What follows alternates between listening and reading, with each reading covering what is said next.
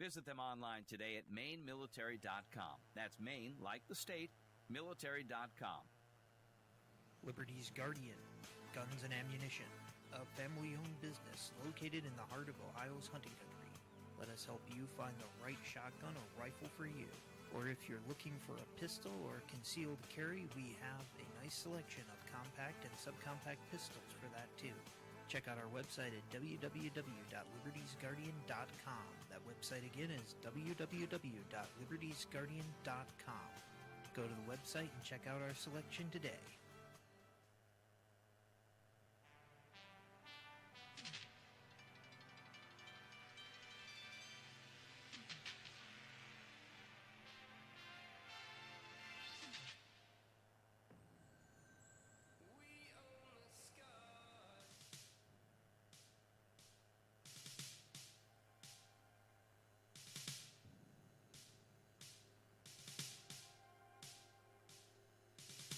I had a dream the other night that, well, I didn't understand. A figure walked in through the mist with a flintlock in his hand. His clothes were torn and dirty as he stood there by my bed. He took off his three-cornered hat, and speaking low to me, he said, "We fought a revolution to secure our liberty. We wrote the Constitution as a shield from tyranny. For future generations, this legacy we gave. In this, the land of the free, home of the brave. The freedoms we secured for you, we'd hoped you'd always keep. But tyrants labored endlessly while your parents were asleep. Your freedom's gone, your courage lost. You're no more than a slave. In this, the land of the free and home of the brave. You buy permits to travel and permits to own a gun. Permits to start a business or to build a place for one. On land that you believe you own, you pay a yearly rent, although you have no voice in saying how the money's spent. Your children must attend a school that doesn't educate, and your Christian values can't be taught according to the state. You read about the current news in a regulated press, and you pay a tax you do not owe to please the IRS. Your money is no longer made of silver nor of gold. You trade your wealth for paper, so your life can be controlled. You pay for crimes that make our nation turn from God and shame. You've taken Satan's number. You've traded in your name. You've given government control to those who do you harm, so they could burn down churches and seize the family farm, and keep our country deep in debt, put men of God in jail, harass your fellow countrymen while corrupted courts prevail. Your public servants don't uphold the solemn oaths they've sworn. And your daughters visit doctors so their children won't be born. Your leaders send artillery and guns to foreign shores and send your sons to slaughter fighting other people's wars. Can you regain the freedoms for which we fought and died? Or don't you have the courage or the faith to stand with pride? And are there no more values for which you'll fight to save? Or do you wish your children to live in fear and be a slave? O sons of the Republic, arise, take a stand, defend the Constitution, the supreme law of the land. Preserve our great republic and each God-given right. And pray to God to keep the torch of freedom burning bright. As I awoke, he'd vanished in the mist from whence he came. His words were true. We are not free, but we have ourselves to blame. For even now as tyrants trample each God-given right, we only watch and tremble, too afraid to stand and fight. If he stood by your bedside in a dream while you were asleep and wondered what remains of the freedoms he'd fought to keep, what would be your answer if he called out from the grave? Is this still the land of the free and home of the brave? God bless you, and God bless this republic.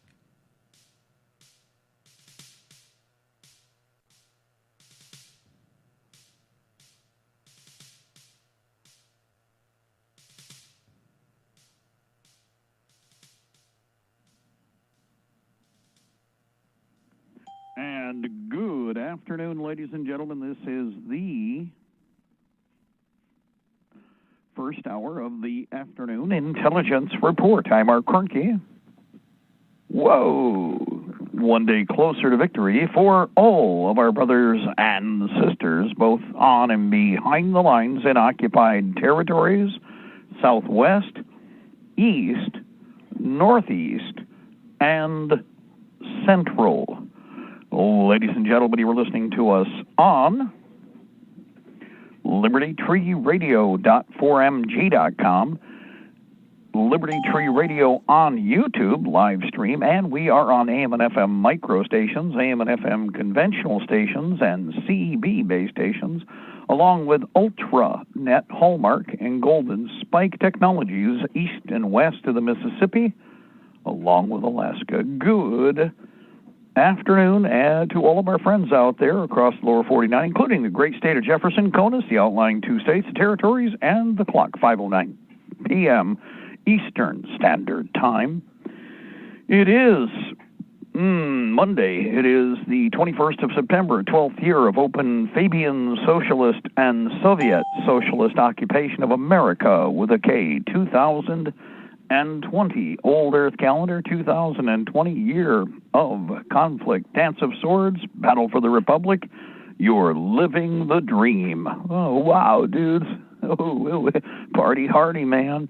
Anyway, for all of our friends across the whole of the country, busy weekend, got a lot of things done. Also got some really cool tools this weekend. One I was really happy with, a combination cutoff saw that can do steel or, it can do wood, whatever you want, obviously. But price was right. I'm really satisfied. Some of the stuff I find over the week, and especially on the weekends when all of the estate sales are going out and the yard sales, free stuff is going on the curb. It's everywhere. If you guys are smart, you'll be picking up a whole lot of resource and not spending hardly any money at all, which means you can spend money on other things like ammunition. And for Edward, we got a couple of music requests I want to play because, guys, you'll recognize the tune. And I was hoping someone would do this, and they did. So, Up in Kenosha. This is on YouTube for Edward there. Up on Kenosha. Repost. And that's the title. It's on Hans the MG42 Gunner. Hans the MG42 Gunner. That's the channel. And it's Up in Kenosha, bracket, repost. And again, they reposted to be safe to make sure it'd still be there. But for all of you, again, if we could, Ed, we'll play that right away. And you will recognize the tune.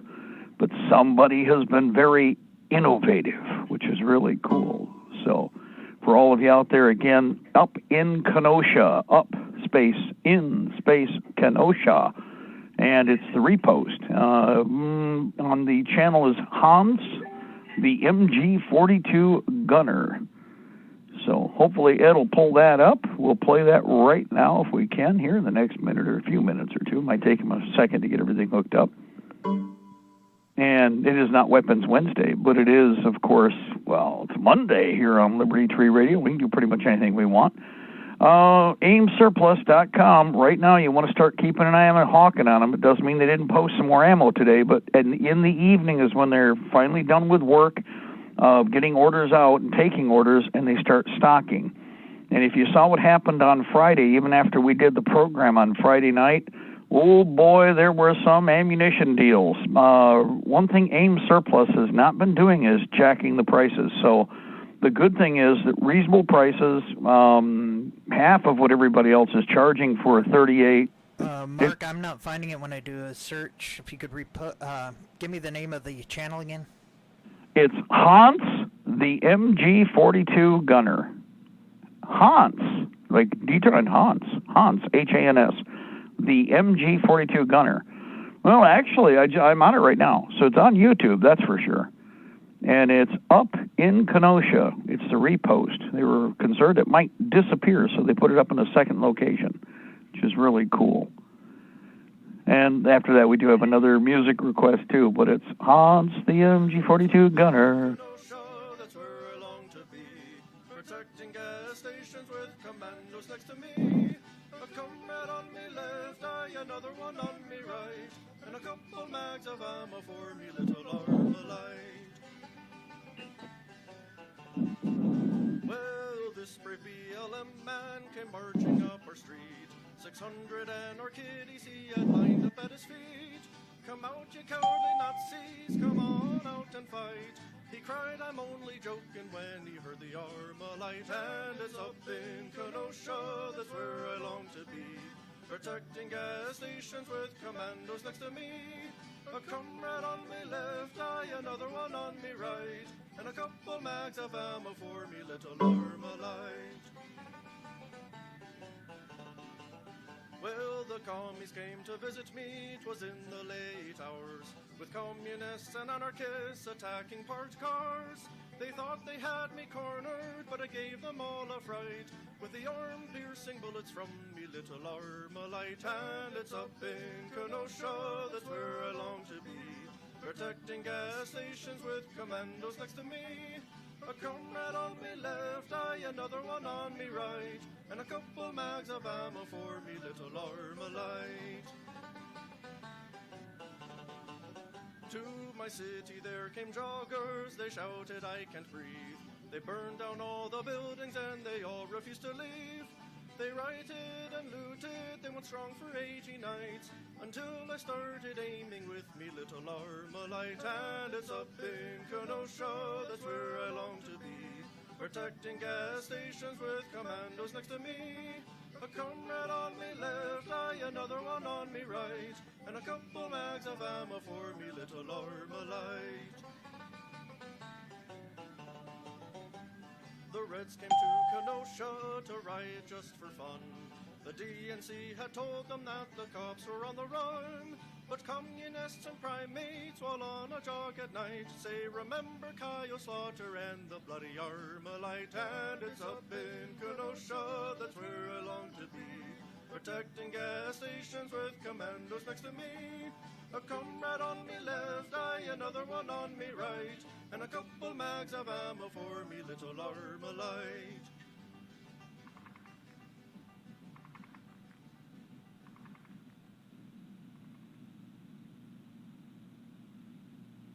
All right, we found it. And for everybody out there now, it's at least in our cycle, too, with our programming, so you'll be able to find it with Liberty Tree Radio. Now, Ed, the next one is kind of it's really kind of funny taking this and sticking it in the enemy's head.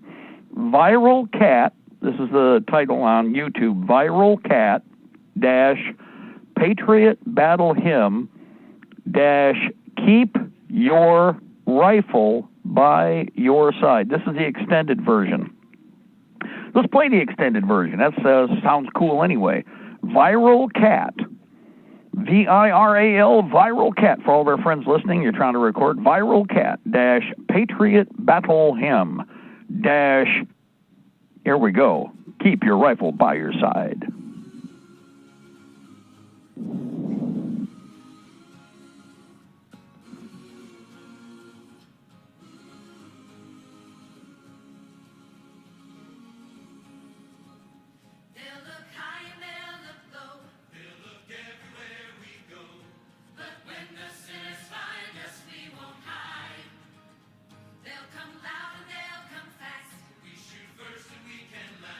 Keep your rifle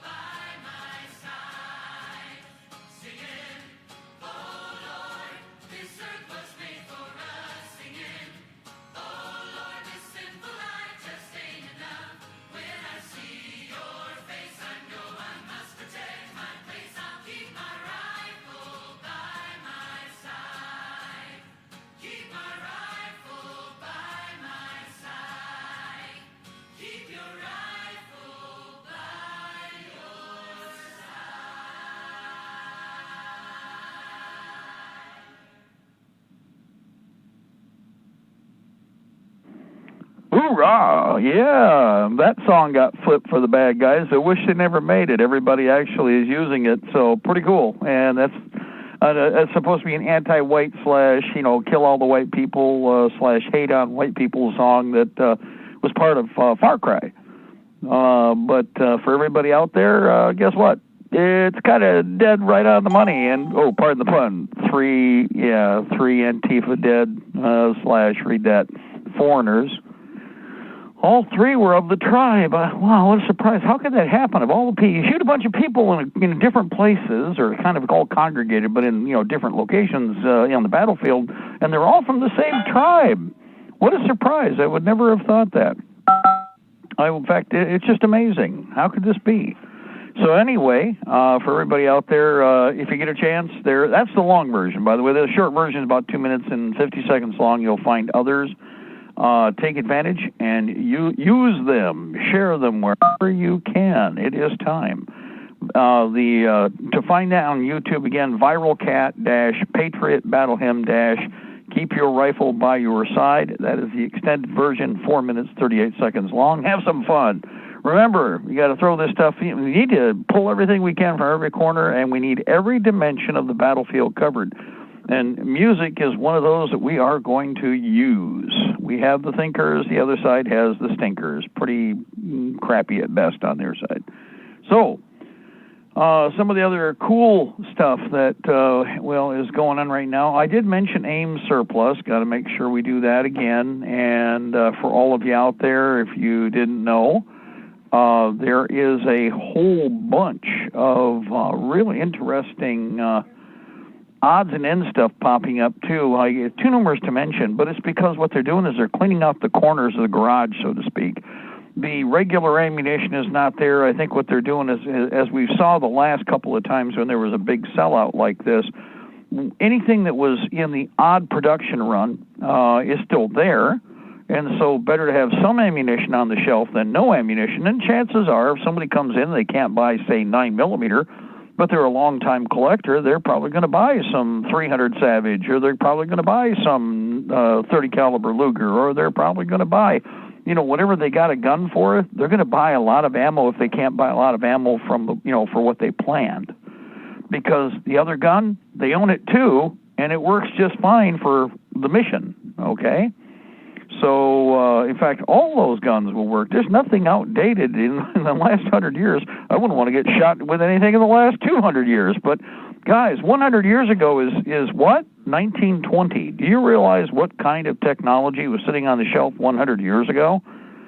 Post-World War I? You realize, everything and anything you'd imagine was out and about. Literally was just available at the discretion of, what do you want? What do you have money for? Of course, in the Depression, it didn't help. Most people, of course, didn't have 2 pennies to rub together, but if you did have some money and you really were motivated, it wasn't hard to get hold of pretty much anything you could imagine because it was over the counter. With regard to AIM surplus, they do have some 6.5 Jap. It's Norma, and Norma's expensive typically, and this is $41.95 a box. But somebody was asking me, well, there's these Arisakas laying around, or Dad brought one back, or Grandpa bought one back from World War II, and I'm looking for some fill in the blank.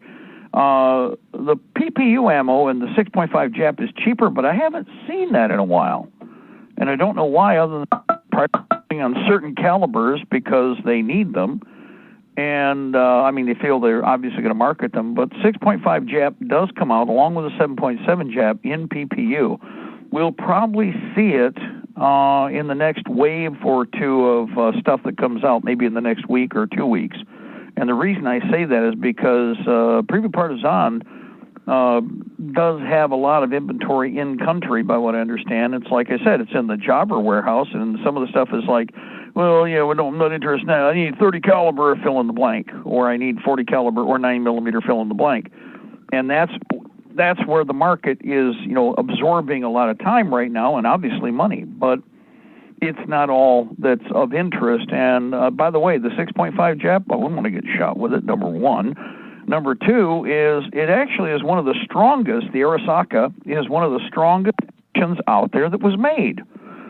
And it's amazing just how reliable, people don't realize this, except for the late war production, cast out of punk metal. And yes, there were some made. They were either training, got to forget they made training rifles for production for basic familiarization. And eventually those were even pressed into service to take your chances and pull the trigger, and maybe it'll kill somebody hitting the beaches, maybe not. But maybe it'll kill the operator. But the 6.5 Jap is a very, very useful round along with the 7.7. The problem is going to be it's a totally orphan cartridge. There's no military surplus on the horizon, and only the Koreans, PPU, and Norma are making any 6.5 or 7.7 Jap in any quantity. And PMC, if you do see it, I mean, it's an Asian company. PMC is Korean, that's Asia. They did or used to have a certain amount of Japanese junk laying around. So because of that, they actually produced the ammunition, at least for the rent-a-revolution market. But we are 70 years past that now, guys, 70-plus years past World War II. So the long end of those rounds, is here. They're not. What you're going to find is new production, and so you're going to have to pay for it. The rifles themselves, they're not junk. The Japanese were comparable in metallurgy and performance to anything that we had, and especially in a manually operated rifle. Most people don't realize that the Japanese made a copy of the Garand, and I kicked myself in the butt. I almost had one decades ago that was picked up in Iwo Jima by a friend of mine who was in World War II, and I served with him. By the time I served with him, he was a long-in-the-tooth supply sergeant. And he was looking for a Garand, and he wanted to trade the Japanese Garand for a U.S. Garand. And I'm like, man, I was trying to find one that was uncut because he didn't want to cut. He knew the difference. But we just couldn't find one in time, and somebody else had one and I didn't. But the neat thing about the Japanese Garands is they're in 7.7 Jap.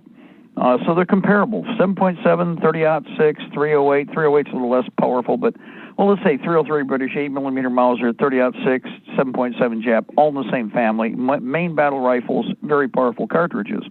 The difference is the Japanese Garand used 2 5-round stripper clips and had an internal conventional magazine.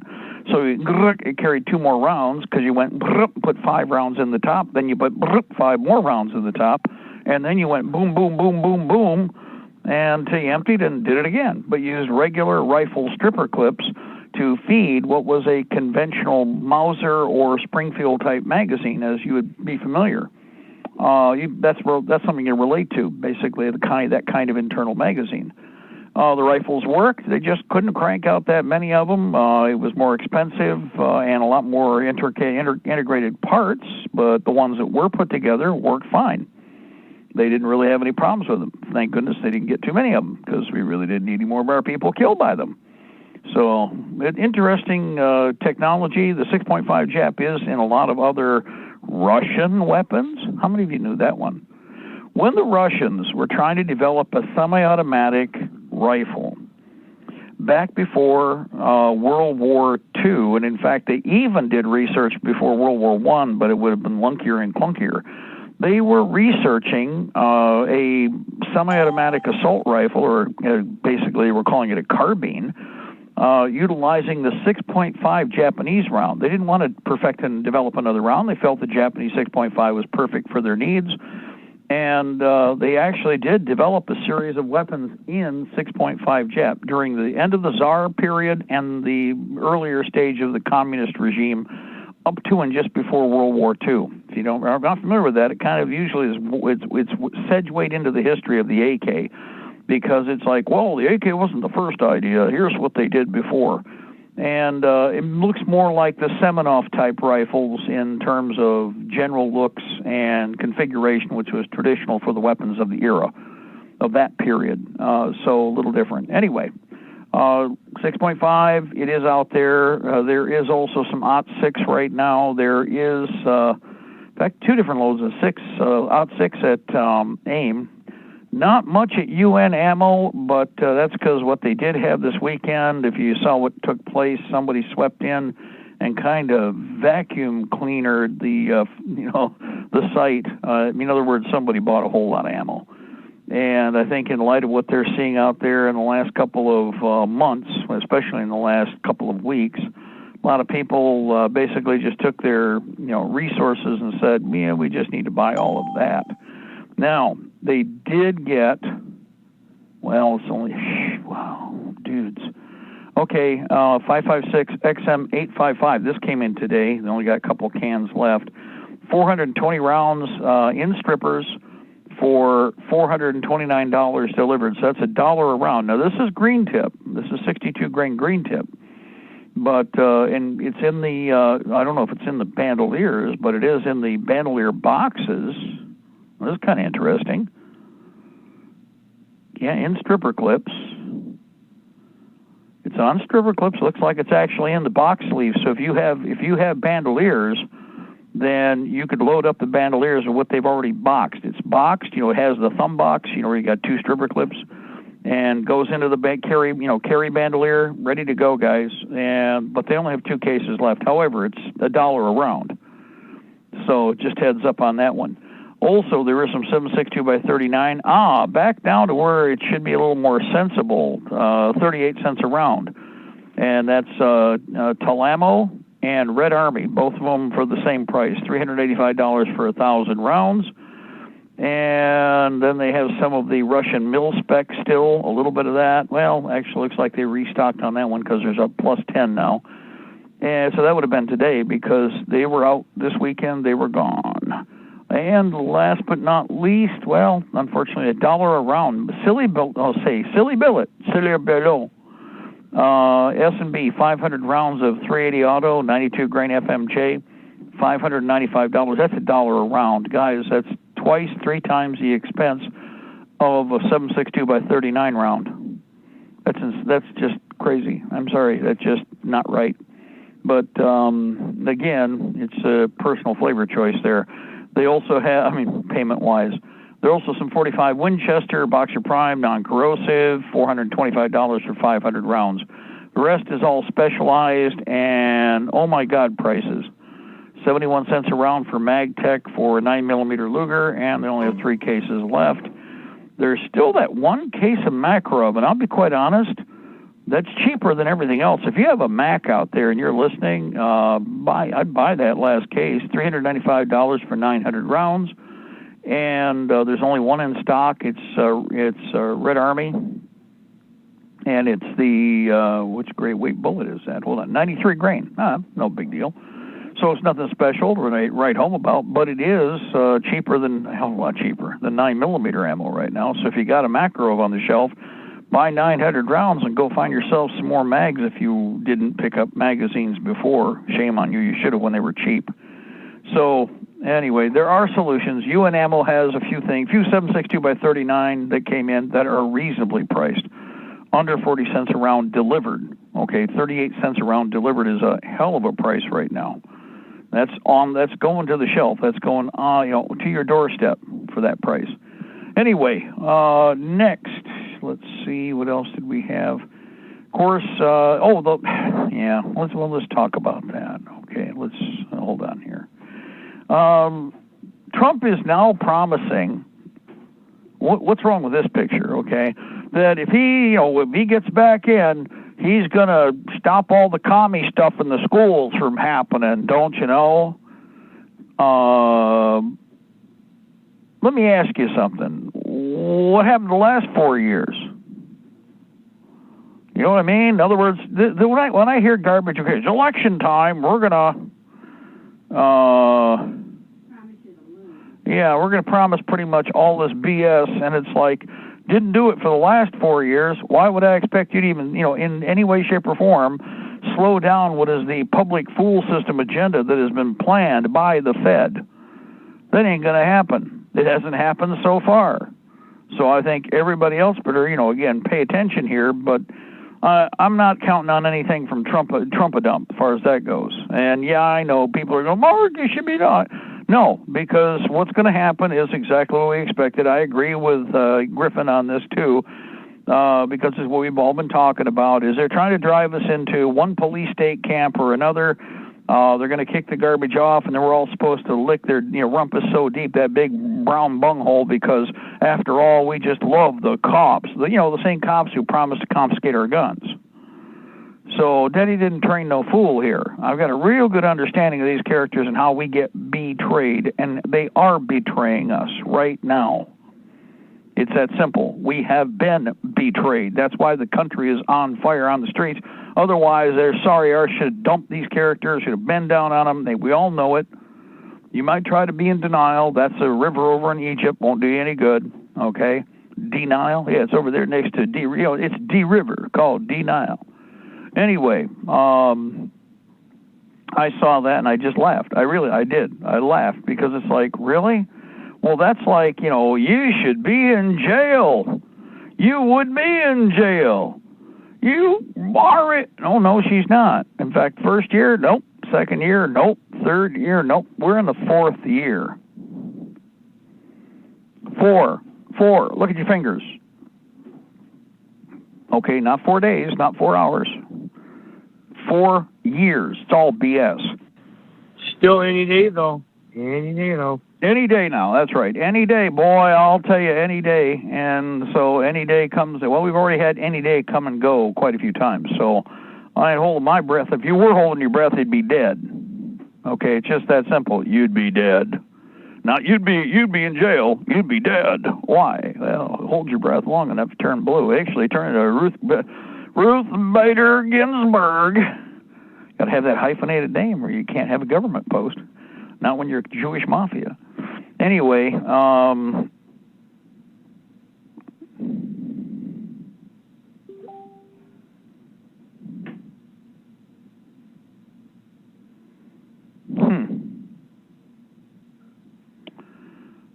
Okay.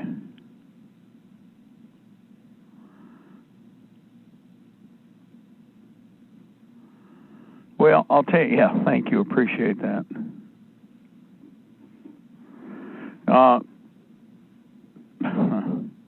Yeah. No, there's some things when you look at it, just, no, this ain't making it for me. Sorry, guys. One of the other things to remember is the governors could not be doing what they are doing if it weren't for the fact that Trump has signed this executive order, which everybody has a really good understanding about what's going on with it. The governors, of course, are taking full advantage of it. All that Trumpadet needs to do is sign off on, cancel it, and their powers would be gone, and he's not doing that. Why is that? Ask yourself that simple question. Why is he not? And it's fascinating when you watch these processes, and it's because, of course, they keep mentioning the governor of Michigan, we got the governor of Ohio, Californicators, the New Yorkers, and it's like, well, they're running off the executive order that Mr. Trump signed. So the sooner that he signs off, I mean, after all, we now have a new faker up there in charge of the epidemic scam, but there's no discussion about how we're going to not have to be forcibly injected with the U.S. military holding you down. Anybody notice that one? And Dr. Kevorkian's been arrested too, right? Oh no, Dr. Kevorkian there, the short chump that was able to watch the baseball game all by himself. Well, he had his two buds with him. The rest of you peasants, you can't be in the stadium, but him and his buds, they could be there and laughing about how special they are. What does that tell you? Go ahead, we got a caller. Who do we have? Hey, we got Tom. I know, you don't care, and it's no big, but they had last Thursday at the beginning, they had one person at the Kansas City Tennessee Titan game, one fan, and that person tested positive corona. Now, if he's by himself, how did he get corona? Oh, wait a minute. They're saying that the person who went to the game got the coronavirus. Yes, and he was all by himself, the only fan there. And their logic behind announcing this is what? If he hadn't gotten out in the open air, if he hadn't gone anywhere near the stadium, if he hadn't had the stadium beer or the stadium hot dog, what was it? What's supposed to have killed, well, not killed him, but of course, because it's all BS to begin with. Just because you get it doesn't mean you're going to die from it. Not even close. If you even get any symptoms, which of course, by the way, is evil anyway, because you don't have any symptoms, but then you don't really have it. Well, yes, you do. You all have it. Everybody needs to be scared. And it's like, well, did he get it from the ticket lady?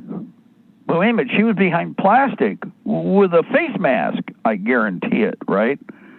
So how would he have gotten it at the baseball? And how would they know that he got it? How would you know? Let's ask the other question. Like all this BS.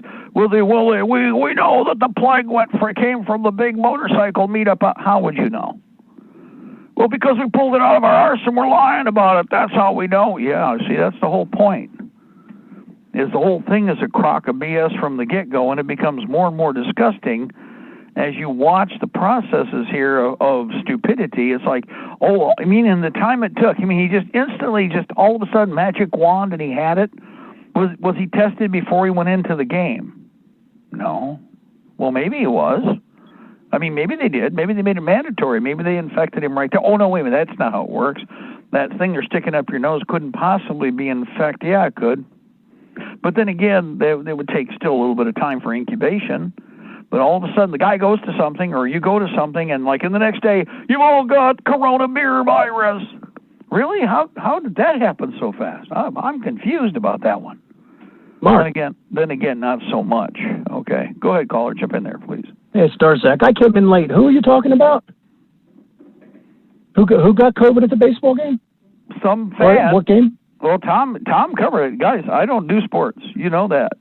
No, I know that. I thought it was like a big public thing. It was opening day. It was last Thursday. It was a game between the Tennessee Titans and Kansas City Chiefs. Now, I saw this on NBC News, I think it was, or something like that. It was on my news feed. But one person who went to the game, the only fan that went to the game, tested positive for coronavirus. In other words, the whole audience got sick. You mean 100% of the audience got sick is what you're telling me? That's the percentage? Yeah. Okay, that was why I asked, because I remember the game that Fauci was at with him, and there was like 2 or 3 other people with him, and he didn't have a mask on. I thought you were talking about him. No. This is and what's comical about it doesn't matter. Yeah, it's if you were doing this in the news services, you'd say 100% of the attendees contracted the coronavirus. Yeah. Oh my God! Did you hear that? What I've decided to do, Mark, is I'm going hyperbolic on all this stuff. I am now claiming that everything gives you COVID, and I'm doing it to people out in public seriously. I'm saying, you can't eat that. That stuff gives you COVID. And that's a symptom of COVID you've got there. Wait, you've got gray hair. That's a symptom of COVID. And I do that. And the only way to solve the problem is to get 100 ejections a day for the rest of your life. Because it's no more ludicrous to say that than it is to say all the other stuff they're saying.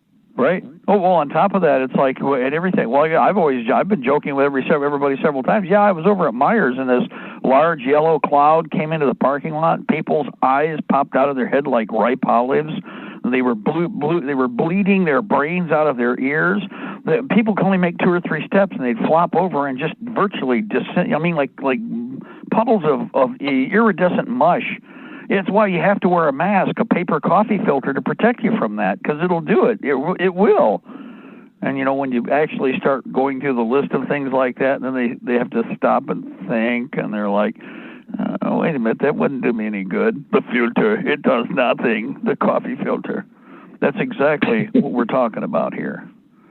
See, I'm disgusted with these people anyway. Like I said, right, well, that's how I'm dealing with it now. Is I'm going with hyperbole, and I'm just swinging wide with everything gives you COVID. Everything's a symptom, and the only way to get it resolved is to have dozens of injections per year. And I'm just going to say that to everybody because people are looking at me like I got 2 heads, and I'm like, okay, you're getting the point. Now, why are you listening to anybody else tell you all the other lies? Because nothing I said is true. But you're listening to the same type of crap come out from supposedly official sources, and they're lying to you as much as I just did. Well, you're probably less. I mean, you might hit the ball somewhere. I mean, oh my God, that really did. The gray hair did coronavirus did that to me. No, you're old. Okay, you're getting older. Trust me. I mean, no, old age is a sign of COVID too.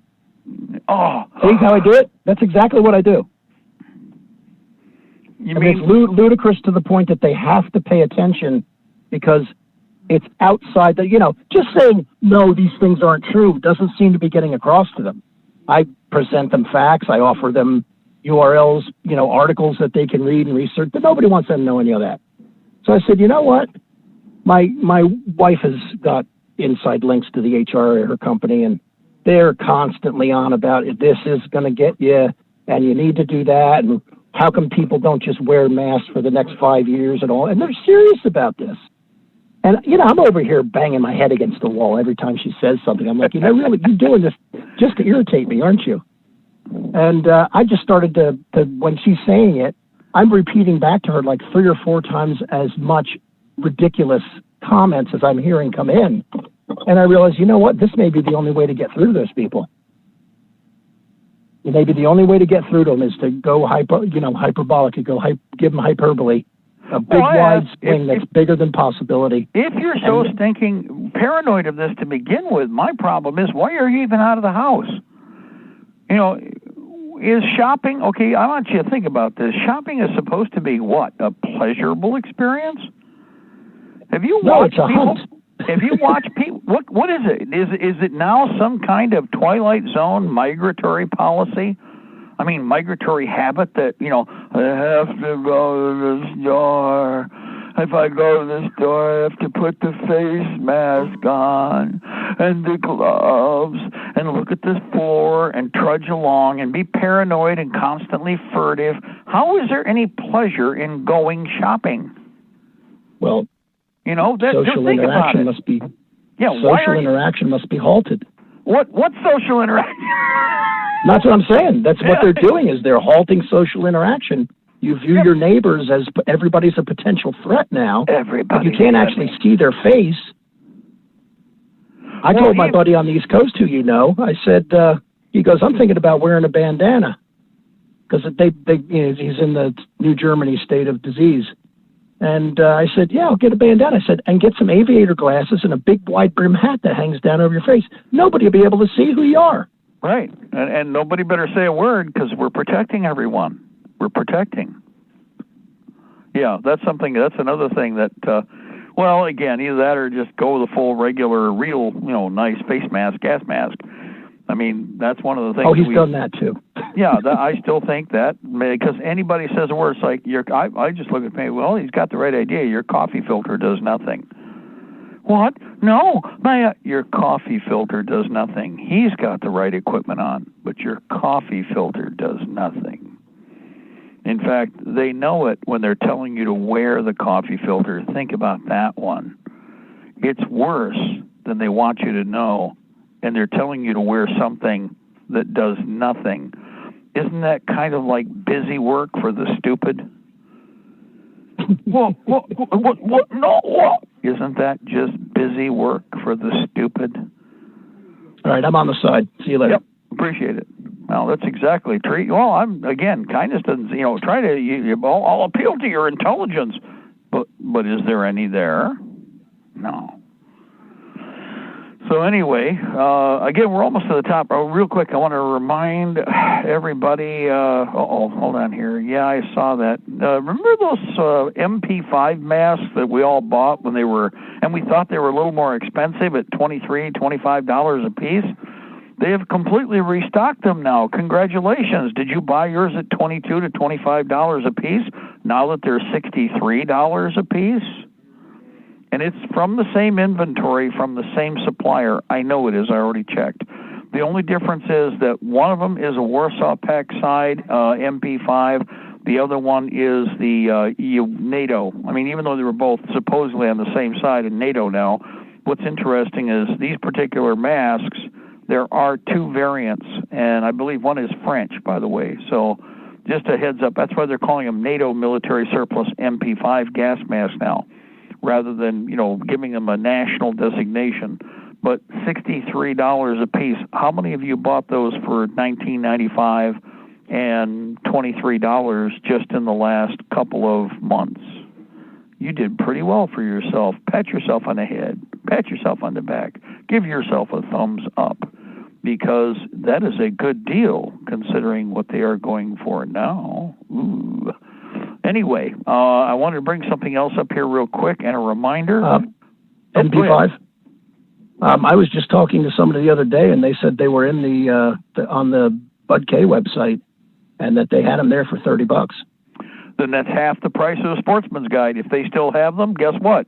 That was a high price before. That's half the price of what everybody else is selling them for then. This is kind of like with Gun Parts Corp. Guys, Gun Parts Corp still now has the best prices on the inventory that they've had for quite some time, because they haven't jacked their prices there. You can still get a case of filters. You can still get the M1 Serbian. You can get the M9 gas mask, brand new in the can, old inventory, and those are sealed forever. Those things are right now sitting in a time capsule. They're in their own metal tin. I personally would take those and cache them somewhere where you wanted spare masks, because I wouldn't pull those out. They're already set up for long-term storage. I just leave them the way they were and put them where you want them, in a pre-deployment area like in a retreat. They're stored forever. And then when you need them, you pull them out if you get the other end, and you still have them in reserve virtually with no time on the clock. Just something to think about there. One little thing, though, Sportsman's Guide, I want to touch on this. British military surplus DPM ballistic flak vest with plates. These are used, but they are still... Well, they went up a little bit in price. They actually go up by $6. They restocked. They were completely gone. They had all of them sold out. They restocked, probably from Sturm, is what I think, because I checked, and Sturm does show a couple of different vests in inventory. But $89.99, so that sounds like $90 to me. They were $83, $84 a piece. Now they're $89.99, so that's $90. However, they do have them in medium, large, and extra large. Now, if you don't have a vest, this is a way to get still the cheapest body armor out there, and any body armor is better than no body armor. But if you're going to armor up a vehicle, this is a cheap solution for armoring the front driver's and rider's seat. I've explained this a couple times on the air. Again, you take the pockets, you put them to the back of the seat. You take the back of the armor and put that towards where your back will rest. You take out the headrest, you put the vest on, you loosen up the Velcro, then cinch up the Velcro so it keeps everything in place, put the headrest through the neck hole. Congratulations, you've got yourself an armored seat with 2 layers of armor, front and rear, if something comes at you from behind. It's like an armored pilot seat out of a P-51 Mustang, although they had heavier armor. Still, it's the idea that this does the same thing, creates a couple of bucket backs that are ready to go. Now you wear body armor on top of that, you're pretty much impervious to most of what might come through, provided it hits the armored areas. And I'm going to remind you that would be nice, but remember, the fickle finger of fate doesn't work that way. So you want the driver better armored than anybody on board the vehicle. Always remember, if the driver goes, you go with him. You stay in the kill zone with the driver because he's behind the steering wheel, okay? Now, another thing. Oh, they're already gone. They did sell out over the weekend. In fact, they sold out this morning. I was going to mention them today. Armor Express bag plates, they sold out completely. They were the larger plates, and they were $93.60, but they are gone. So I got to take those off the list, and I was going to mention that next because you could reinforce the British armor with those, but they're gone. So you have to look for some other on-sale armor plates, whatever you can. Anyway, it is a solution. British military surplus DPM ballistic flak vest with plates used. Item number WX2-717859. They've gone up a little in price. Every time they restock, they've been creeping up. That's what's been happening with everything. So not a surprise there. However, it's something you should take advantage of. Next.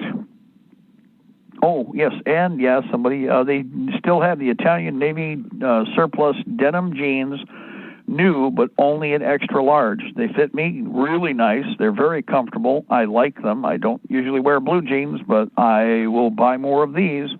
And they only have been extra large, which basically is medium. They're actually right on the proper size range. You can still suck them in with a belt if you wear a large. I think that would be the wise move because the price is right. $7.69 a pair.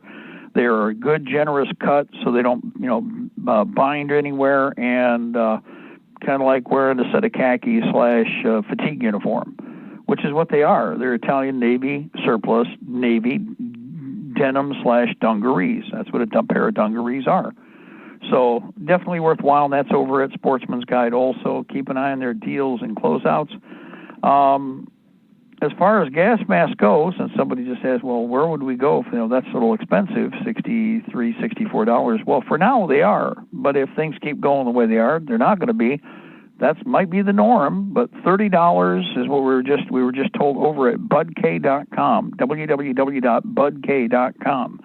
www.budk.com. They have the MP5 gas masks in stock. Those are with a 40-millimeter filter. They come with a bag. The bag is actually a French / NATO standard bag. That's where before a couple of them it was stated that they were French, but the masks could be either Polish, French, or Bulgarian. Since apparently that model was in all three of those countries' service at one point or another recently. And they are a modern mask. They're lighter than the average mask that you're used to. That's one thing you'll notice right away. They also are a goggle-type faceplate. They don't have a full faceplate, larger like a dish plate. They have a goggle type, so there's no bridge point in the middle, creating the illusion of being less boxed in. Since some people are very claustrophobic, that's why they try to make the vision blocks larger, so it creates the illusion that you're not in the gas mask or not in a confined space because of the paranoid, okay? And there are people out there who are terrified of very, very tight spaces. So they're trying to accommodate and get everybody, point their guns towards the enemy rather than screaming and trying to wrench the gas mask off their head. Oh, take it off, take it off, take it off. Well, you put it on. Oh, that's right. Oh, darn. Yeah. Anyway, we are at the top for everybody out there. I want to say thank you. Pay attention. Watch your mailboxes. We've got sites that have, gone out or are going out, and we've got a couple more orders that came in. In fact, we got a letter yesterday, so we've got another order box up there for our friends that are sending in by mail. You're sending in by mail. We understand why. God bless our republic. Death to the New World Order. We shall prevail, ladies and gentlemen. The empire is on the run. And we are on the march both day and night. Hoorah. Kick them with the slats, beat them down hard. When they try to get back up, beat them down again. We'll be back here in a few minutes. Second hour of the Intel Report coming up, and my 4-pod keyboard operators will continue to help me through the program, as they have regularly. We'll be back.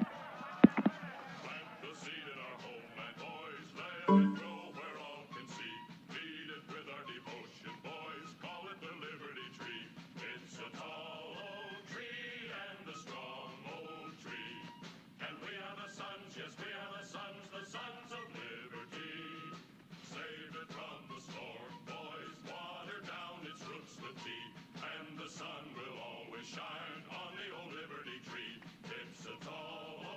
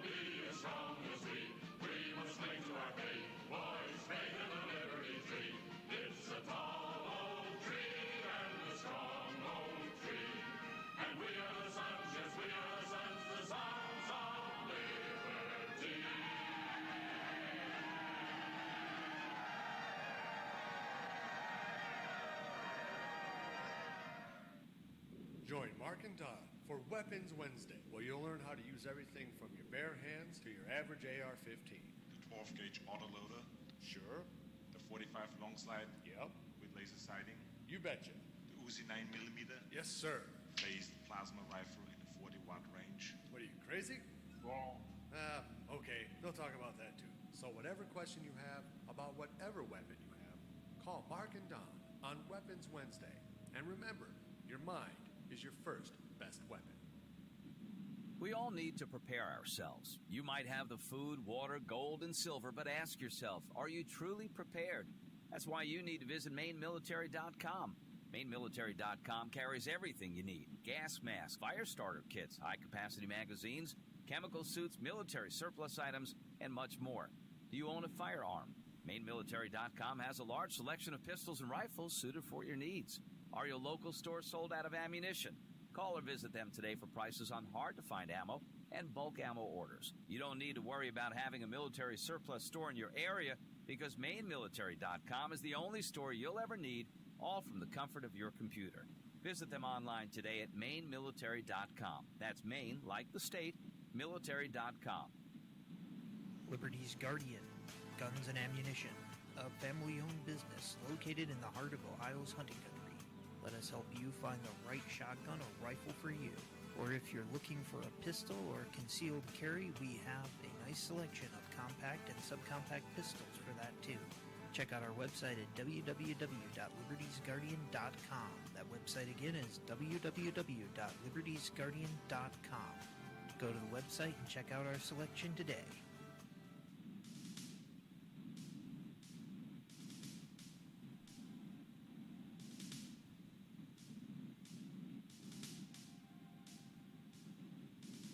I had a dream the other night that, well, I didn't understand. A figure walked in through the mist with a flintlock in his hand. His clothes were torn and dirty as he stood there by my bed.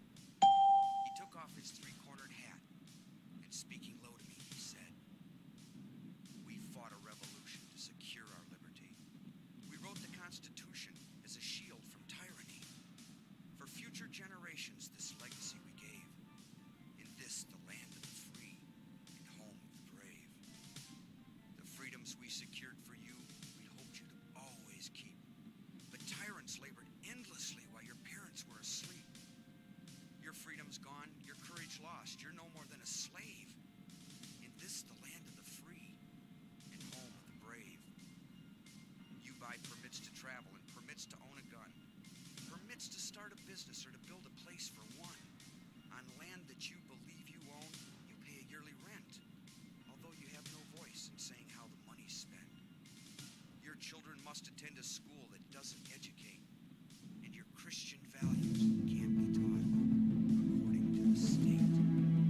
You read about the curtains of regulated press, and you pay a tax you do not owe to please the IRS. Your money is no longer made of silver nor of gold. It's richer than control. You pay for crimes that make our nation turn from God and shame. You've taken Satan's number. You've traded in your name. You've given government control to those who do you harm, so they could burn down churches and seize the family farm, and keep our country deep in debt, put men of God in jail, harass your fellow countrymen while corrupted courts prevail. Your public servants don't uphold the solemn oaths they've sworn, and your daughters visit doctors so their children will be born. Your leaders send artillery and guns to foreign shores and send your sons to slaughter fighting other people's wars. Can you regain the freedoms for which we fought and died? Or don't you have the courage or the faith to stand with pride? And are there no more values for which you will fight to save? Or do you wish your children to live in fear and be a slave? O sons of the Republic, arise, take a stand, defend the Constitution, the supreme law of the land. Preserve our great republic and each God-given right. And pray to God to keep the torch of freedom burning bright. As I awoke, he'd vanished in the mist from whence he came. His words were true. We are not free, but ourselves to blame. For even now as tyrants trample each God-given right, we only watch and tremble, too afraid to stand and fight. If he stood by your bedside in a dream while you were asleep and wondered what remains of the freedoms he'd fought to keep, what would be your answer if he called out from the grave? Is this still the land of the free and home of the brave? God bless you, and God bless this republic.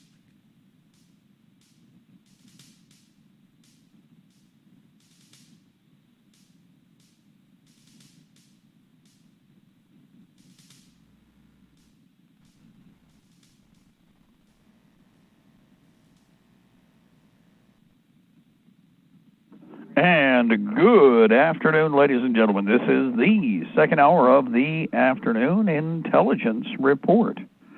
I'm Mark Kornke. One day closer to victory for all of our brothers and sisters, both on and behind the lines in occupied territories, west, south, north, and east. Ladies and gentlemen, you are listening to us on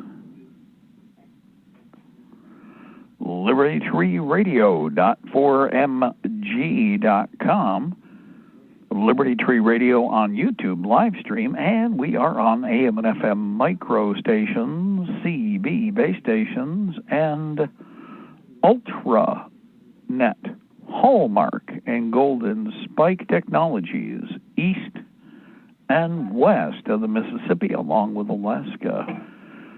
Good afternoon and evening to all of our friends out there across the whole of the clock.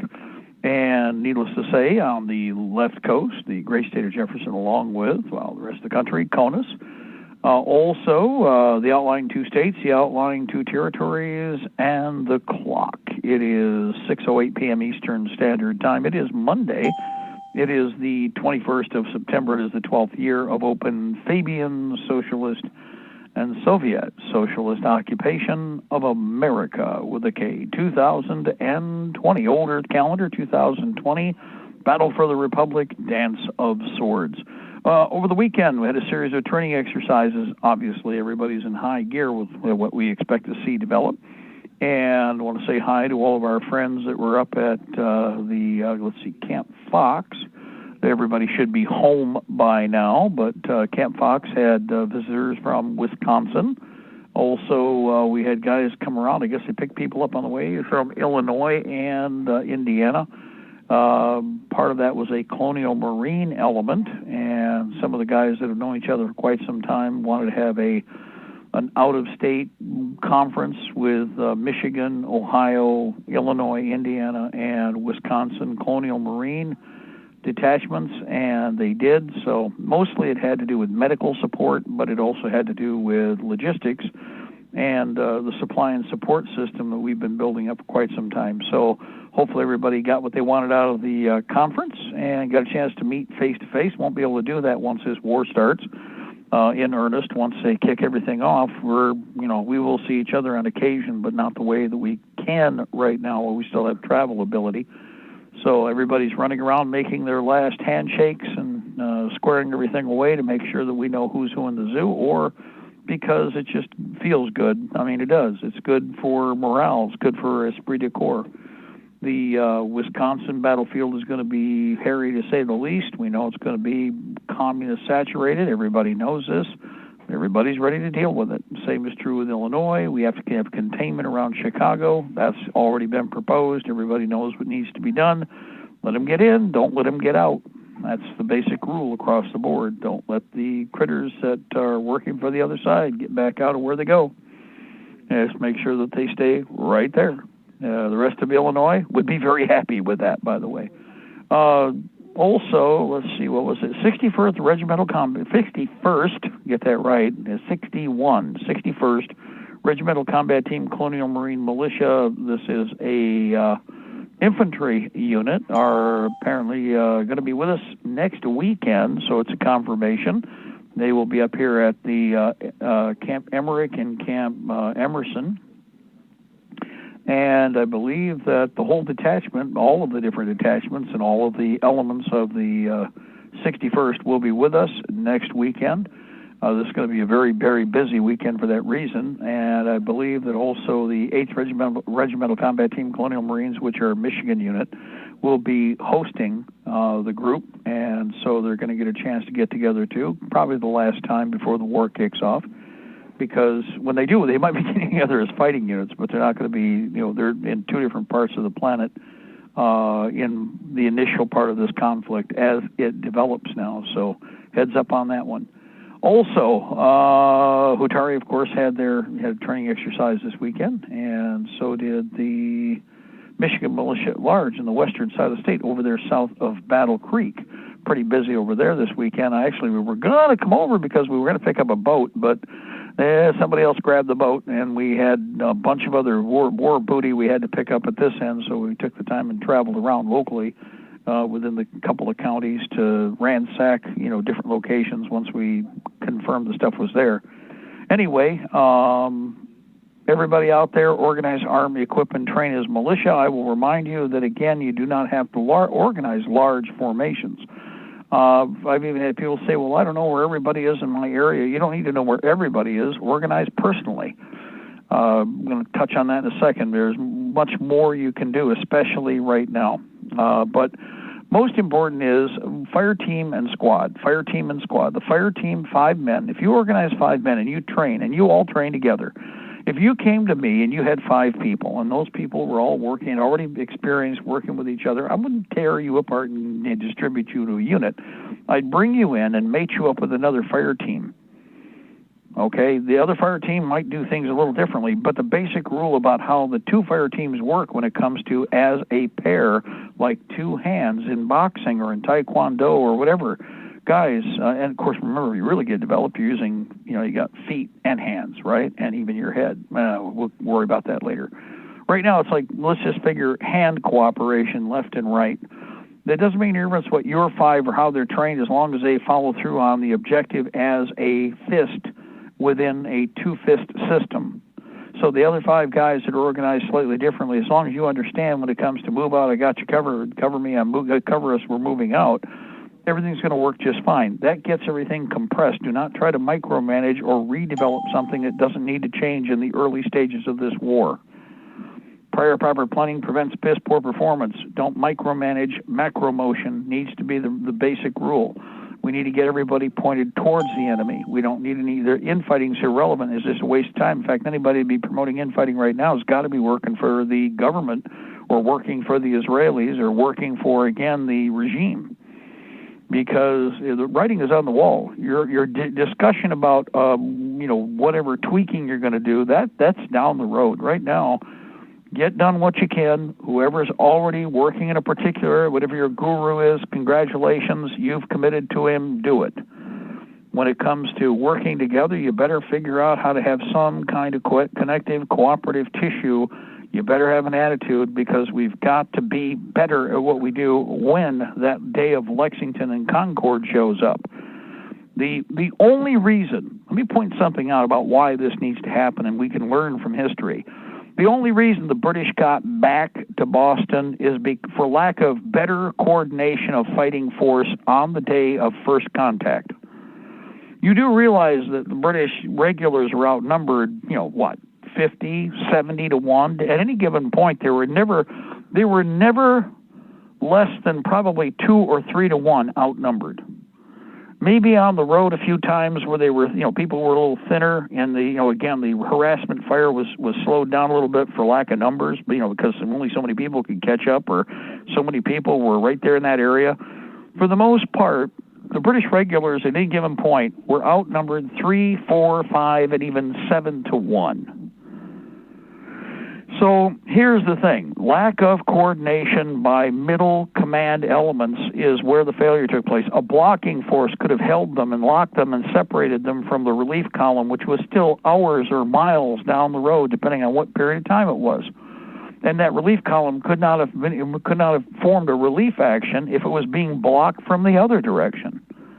Just a little more unit and small unit coordination, creating larger unit cooperation, the surgical process of exterminating, chopping up and exterminating a force in the field, would have totally changed the day. It was a great day as it was. It was the day, shot heard around the world. But it really would have echoed and echoed and echoed had the British forces never returned to where they intended, from where they came. If they had walked out and they literally had disappeared.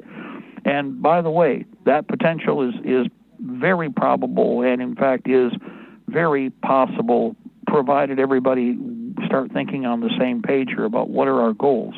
When the bad guys come out, whatever it is they try to do, they don't get back. But to do that, we have to be better at what we're doing in general. So again, prior proper planning prevents piss poor performance here. Think, but get the basics down, and in fact, master the trade in your own way. Whatever your guru of teaching is for your 5-man fire team, your 10-man squad, hell, you might even have a platoon. Get that platoon tuned. Your fire teams will do their job. Your squads will do their job as integrated fire teams in whatever formation you create. And your platoon can work then with other fighting forces to accomplish the overall mission. But whatever you're going to do, embrace it now and do not hesitate. Accomplish what needs to be done to make your unit a fighting unit now. On that note, we don't just need rifle units. We need medical support. We need transportation. We need communications personnel. We need actually detachments and units organized. So if you're thinking, well, I'm too old, I can't fill in the blank, you've got a bunch of people that are like-minded patriots, you can all help with medical. You can all help with communications. And pretty much all of you can still get behind the wheel of a vehicle. Trucks and vans are a high priority. Yes, even minivans. Minivans make great little ambulances. Minivans make great little, surreptitious tactical vehicles with regard to those nice helicopter doors that are even electronic now. Because you can pop the door open and away you go, fast in, fast out, and that is not a bad thing. Now, but it's a minivan. It's fast. It's got pretty good acceleration, got lots of room. Okay, but if all else fails, it makes a great ambulance, doesn't it? Good enough for what it's for. All we got to do is be able to move people. Now, ambulances, as far as I'm concerned, my attitude on this, and I'm going to repeat this again: ambulances should be purchased and built up as forward aid stations, not as a transporter. Other vehicles like the minivan, the pickup truck with the 8-foot bed, the full-size van where you clean out the inside and you set it up for carrying multiple individuals, both ambulatory, walking wounded and individuals that are stuck on a stretcher. It doesn't make any difference. Whatever needs to be moved, you use the space you got. And the idea is to move to the rear and into the medical support system, which is a progressive step-by-step process, okay? But ambulances, grab an ambulance. Everybody, you can find, I've already said, go to Facebook Marketplace. Right now I can pick up about 24 ambulances from all through the Ohio Valley in Michigan. In fact, there's many, many more than that. But for $3,000 or less, I can get a decent vehicle already set up, ready to go. The basics are there. I'm still going to have to probably restock it. Well, duh. But with all the different sources and all the materials, I'm stocking it up as a multi-person support pod. Multiple collapsible, smallest possible, for instance, stretchers. There's all kinds of man-portable stretchers that are designed for use in the field. They're backpack mountable or frame mountable anyway. They're actually just a trifold in many cases. But there's all kinds of solutions here. And the objective behind this is to be able to go in and help a number of people and then immediately start sorting and prioritizing casualties. Because that's what needs to be done. And treating, obviously.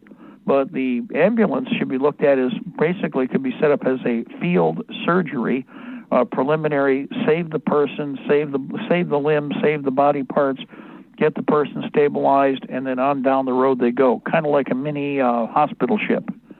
Think about it that way. Buses could be set up the same way and would be ideal for the same purpose. There are even purpose-built medical and dental units out there. I have 2 that I bought years ago. I got one for $1,700. Virtually, it was 2 years old. I did a bid on it, got it from the University of Michigan. Got the other one, roundabout way, ended up with both of them, and those pieces of equipment had 2 dental complete dental lab areas. Okay, 2 different areas. With everything from the surgical equipment to the dentist chairs to onboard power generators, and at the back of the unit, each one of them we had an X-ray shop with an X-ray gun, so we could actually do everything that a normal dental office would do. It's mobile. Well, we've picked up more of those over the years, and those are already with medical units that we have in place. There's nothing wrong with the original ones, but we've also upgraded to even newer ones and have those in the inventory. There are medical offices, mobile offices are built the same way. Mimic them. There's no reason that we can't do that. Why not? Mimic them. Make more. There are buses all over the place. The little short buses are perfect for that, but the big buses work just fine too. The only problem is you got to have places to, when the time comes, got to be able to conceal it. I heard a voice. Who do we have? Caller, jump in there. That's Darzak. I knew you were going to touch on the bus thing. I did a little bit of research. Those buses, the lifts on them, when you were talking about lifts and moving cargo and people and stuff and wheelchairs, some of those wheelchairs weigh 500 or 800 pounds. Yeah. So you're pretty safe that most every one of especially the newer ones, will go up to about 1,200 pounds. So you're looking about a minimum of 1,000 pounds and up to 12 or maybe even more. You'll see the rating on it, but I did some research on it. Makes a perfect ordnance transporter. Think about it. I mean, there's no way you're going to overweight that lift, right? Two-wheel dolly. Really fat. Yeah. Well, two-wheel dolly. I mean, a two-wheel dolly can only be handled with so many pounds. So the logic is, think about it. If you're going to be dropping off and cargo dispersing, you already have the material on board, which you have it spread out. Don't pile it up in one place on the vehicle. Spread it out.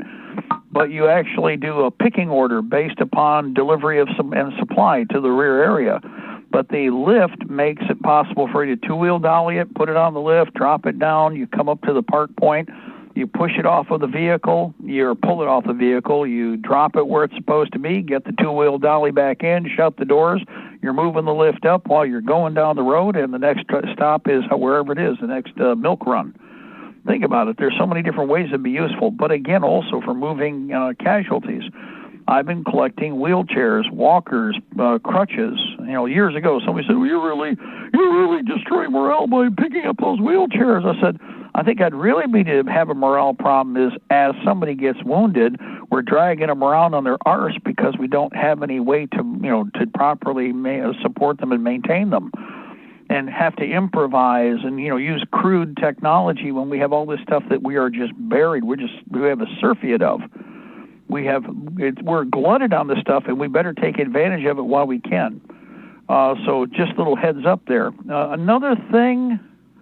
You know what, as long as we're on medical, and I do want to mention this, I ran into something that to me, and again, this is over at Chinook, www.Chinook Medical, guys. And for those, chinookmed.com, CHINOOK med.com, okay? When you get over there are in the supplies especially, take a look at the neck braces and neck supports that they have. Now, I've priced these years ago. Now, granted, communist Chinese import has probably brought it down. I assume these are foreign made. They could be American made. Why not? But what's interesting about this is that for what these things are, and especially when I was looking at, I figured that'd probably be $20, $30, $40. It's going to be outrageous for the neck brace. No, we're talking under $10 a unit. And amazingly enough, for all the rest of the supplies necessary for doing trikes and all the other stuff that everybody has been asking me about, well, what do we do about this? Guys, the technology is cheap. Amazingly so. In fact, they have it in tactical green, but it's cheaper for white plastic for the neck, the neck brace, which includes the throat access for doing a tracheotomy. Which, of course, you'd be thinking it through. If you were, come on, they're in the medical industry. They better have, enough brains to figure that one out. But what is fascinating is, again, the prices. Now, I actually was going to buy one of the OD green, but then I realized, wait a minute, I looked at the white ones. I figured, well, they're going to be more expensive because green usually is a cheaper chip. Guess what?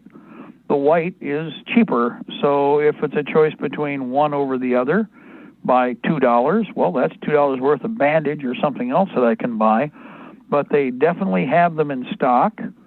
And as a matter of fact, I'm looking to see if they have anything in clearance. I always do that, guys. I'm going to point you at the clearance price before I do anything, if they have it available.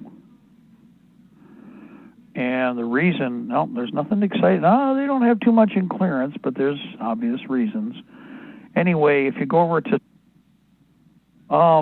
with regard to everything from, pediatric, personal protection, rescue gear, airway technology, which, by the way, something we haven't talked enough about. I mentioned this before. They have a whole collection, in fact, oral airway kit, $4.70. I remember when these things were like $20. And this is again, simple. They're actually color-coded for different size people, different size heads, throats. Berman airway, there's a number of different options. In this case, it's oral airway kit. This is 6 different fixtures for $4.70 total. Now, they're total throwaway. I mean, they would be normally. I'm going to tell you what's going to happen down the road is, no, they won't be. I know, yeah, oh, God, Mark, you put that in somebody else's mouth. Yeah, well, alcohol or whatever we're going to do to clean it or boil it, whatever we're going to do, we're going to be short medical supplies. The stuff that is rigid or is possible to be reused, hate to tell you, it's probably going to be reused. If you don't like that, get over it, okay, because we're trying to save people's lives, and we're going to be short in medical no matter how hard we try, okay? So just as a heads up again, with regard to another item, infusion and transfusion kits, they've got some great buys. This is Chinook Med, by the way, Chinook Med. Chinook, Chinook Med. Anyway, Chinook, as in, like the salmon, Chinook salmon, or Chinook helicopter. And again, there's all of the other technology there, triage, all of the like the airway kits. Somebody was asking me about that the other day. You can spend any amount you want, and there is, again, bargain basement, which is still more than serviceable. And then there's more sophisticated for those of you who feel you could use a bigger toolbox. And it's a personal flavor choice thing. Yuck, tracheotomy, yuck. Yeah, I know. The other thing here, immobilization technology, and that's, hold on here, I think that's where our neck, there we go, right there. If you go over to supplies and then go to immobilization, you have, here's the difference. They went up a few pennies, but not much. Embu Perfit ACE extrication collar, adult military green, $10.93. Okay, those things traditionally have been a lot more expensive. Now, granted, they are typically considered a one-way item. Once they use them, you're not going to really reuse them. They wouldn't in a normal environment now. But $10.93 for the OD green, $8.48 for the white. Well, for the difference, I can buy another triage bandage, et cetera, et cetera. So guess which way I'd probably go? I'll go the white one for $8.48. And this is the Embu Perfit, P-E-R-F-I-T, ACE extrication collar. This is a neck stabilization collar, suspicion of broken neck. Also remember, even though you may not have a neck injury, you may have other supporting skeletal structure injuries where you do not want the neck moving, especially when the collarbone, the area moving, any of the bones moving into the spine can do all kinds of horrific harm by accident, okay? So there's a number of reasons for using the stabilizer like that, and it's not just neck or, a separation or broken neck or broken spine. It can be other lateral injuries. Bones are not, think bones, when you're thinking all your bones, guys, if they get broken or shattered or damaged, they are like daggers. We're not talking cooked bones. We're talking live tissue bones. And you can use them as a wicked knife if you can get them out of a corpse, okay, or a deer. Think about it. You ever had a broken bone that you've dealt with when you've done, say, maybe, well, I've done road kills because we kill them, if we hit them, I take them. But if you've ever noticed with really, really fresh bones, when you're doing butchering, you have to pay attention. They will stab you quite nicely, and they are, sharp as a razor if given the opportunity. So think about that with a human alive, and, when a bullet hits the bone, remember that song from Golden Earring? Something damaged or something sheared or something broken because of a fall or something falling on someone. That bone moving around stabs things. It can stab you. The guy may have a guy perfectly normal. You move him around too much, or you move him incorrectly because of the internal injury, and that bone can sever an artery. It can perforate, punch, and, punch a lung. You can do all kinds of different things. Ribs are especially notorious for that. So, but in this case, this is a very useful tool for a very inexpensive price. As far as I'm concerned, it's one of those things where I wasn't really thinking about going there, but then I realized how far these have come down, and it's like, whoa, that's a useful tool to have in the toolbox. I will point out, though, that it is also bulky. So, I've been mentioning these ambulances.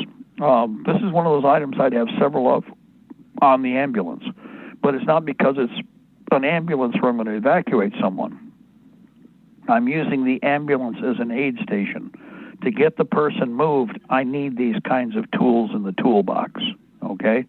So it's just something to take into consideration there. Also, somebody was asking me about these, too, pelvic slings, because there's injuries that guys... we won't get into it. But you can, if you have to, you're going to reach in and you are going to clamp stuff off. If somebody's got a trauma injury like a gunshot wound, you're going to go in with a clamp and try to get that bleeder, that especially that significant bleeder from bleeding. You're going to stop it if you can. Now, I would point out they have OD green and they have colored. Get the OD green for tactical. It's the same price. That was what the question was. What's the difference? Nothing. It's just color. Again, like I said, for me, the black and the white should have been, the other way around. But as it is, the white neck brace is $848, with the pelvic slings, which are $79 a piece. Oh my God, Mark! Well, guys, if you need that tool for somebody, it's going to save their life. It's that simple. If you're looking at progressively building up the technology, this is one of the several tools that needs to be in that mobile toolbox we're talking about. And for some of you, you may be able to access stuff off of other equipment that's being decommissioned or is being considered outdated. There is no such thing with regard to medical supplies in a battlefield situation. You're going to be using everything and wish you had more. So I would highly recommend, if you've got anybody where they're, tossing stuff out and you can get it and it's not being donated somewhere else, then grab it and carry it away. We got a number of throwaway disposable surgical packs donated here this last weekend. 3 of them are older. They're the cheapest I've seen as far as the quality of the instruments, but they're good. They're serviceable for what they are. But it's the cheapest throwaway kit I've ever seen, and I've never seen one of the emergency wards use one. But they're the ones that they're presently using. I haven't been in the hospital a while, thank goodness. But these are where they're moving out inventory, and this was the last ofs in an open box, and it was like nobody wanted them, so yeah, we'll take them all, and we did. And what's interesting is, again, it's a classic little minor surgery kit. Grab any of those, anything like that you can. If you do go in the hospital, ask for the instruments. They may or may not give you the suture needle. They may or may not give you the scalpel, because they're going to be afraid you're going to cut yourself and you're going to blame them. But typically they will give you the scissors and they will give you the clamp or the forceps or whatever's in there. Okay, so take them. Whatever you can get, take it, bring it home, put it in your medical kit. So anyway, one more time, go through, peruse the page. Again, we're looking for the neck brace. Somebody just asked me again. Okay, go to chinookmed.com, chinookmed.com. When you get there, then go to immobilization. Go to supplies. Touch that. If you'll notice, there is a section that's immobilization. They also have right above it hypothermia, another favorite subject of ours. Anyway, They have both units. The white is in stock. One is $848. The other one's supposed to have come down in price. It's $10.93 for the OD green. You take your pick. If you think you want OD green, grab that. One other thing that's in this mobilization section: dry sterile burn dressing cravat, extra large, $1.94. That's a hell of a price. These are sterile. That's especially critical with burn casualties. Behind me, I've got a complete burn pack. I just finished reloading, and it's got several of these and several of the other wound dressings with wound gel. It's only going to be good for 1 or 2 casualties, because if you have burns, it's going to eat up your supplies. However, whatever we can put together, if we can focus and minimize, we will. And you should be thinking the same way. Don't be overly generous, because there's other patients waiting. There's other customers that are going to need your help. And we are going to have to take the best we have and apply it to the worst wounds we see. So that's part of your job as a medical support person, as a medic in the field. You have to be thinking economy and force and conservation of materials constantly. If we are awash, well, then we still aren't going to waste, because whatever excesses we have won't last. The moment that a critical contact and a conflagration takes place, somebody drops a nuclear device on something, you're going to go through materials and, we're all going to die. No, you're not. And there's going to be a bunch of people left around that are going to survive quite badly, okay? So you got to figure out, you got to make a decision here. How serious are you about what's going to happen? But at the very least, remember, car accidents are bad enough to deal with, and we'll have enough of those. We're still going to have all the other junk that's happening every day, but we aren't going to see the support. Look what happened with all these places where Antifa is. Call the police. The police aren't coming. And even if the police show up now, if you've seen any of the latest reports, an hour and 36 minutes for a response, 35 minutes for a violent crime attack, and blah, blah, blah, blah, blah. And it's like, wow, well, that's like the good old days. You know, I've heard all this before. I'm going to bring this up right now. Detroit. All I'm hearing now is good old Detroit, like it used to be in the late 70s and the 80s and into the 90s, guys, when Detroit was burning down and the crack wars were going on, and everybody wanted to crack. Everybody said they didn't want to touch the criminals, and there was a bunch of them were blacks. But because they played this scam, guess what? Everybody decided, okay, well, I can go along with that, and nobody was showing up for anything. Well, we're called the police 10 times. Yeah, you could call the main precinct and let it ring for 29 times, and then the line would go busy, and nobody would pick up the phone. Seriously, I've seen that firsthand. I worked in Detroit. Okay, ain't nothing impressing me about any of this. So it's just the same old garbage. So you are on your own. This is why I've been religious about carrying medical supplies of some form or another nonstop, and compresses I always. In fact, if you know my flight suit, the one that I've had for years, or my flight jackets, the pocket on the arm that carries a small dressing, and I carry another one in the coat on the inside pocket always. If I have to clean it, I got to make sure I clear all those pockets out, because it's got all that junk in it, and I got to put it back in when I'm done. But that's why my pockets really are used for pockets, okay?